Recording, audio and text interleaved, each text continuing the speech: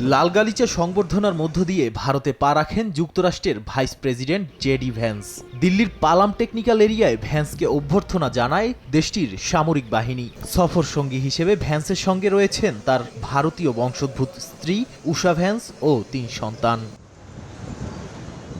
ভ্যান্সের এই সফর এমন সময় যখন যুক্তরাষ্ট্র চীন বাণিজ্য যুদ্ধ নতুন উচ্চতায়, পাশাপাশি প্রেসিডেন্ট ডোনাল্ড ট্রাম্প ভারত সহ বিভিন্ন দেশের পণ্যের ওপর ২৬% শুল্ক আরোপের হুমকি দিয়েছেন, যদিও তা আপাতত ৯০ দিনের জন্য স্থগিত। এই বিরতির মধ্যেই দ্রুত বাণিজ্য চুক্তির চেষ্টা করছে নয়াদিল্লি।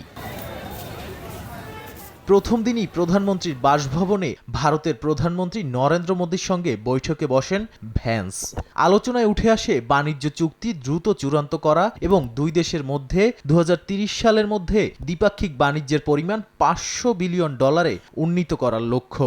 এছাড়াও নিরাপত্তা, আঞ্চলিক ও বৈশ্বিক পরিস্থিতি এবং চীনের প্রভাব মোকাবিলায় কৌশলগত অংশীদারত্ব নিয়েও আলোচনা হয় দুই নেতার।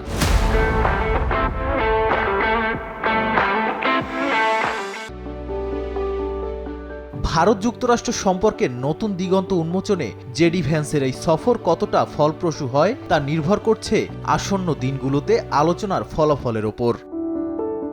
নাদিম মারজান, সময় সংবাদ।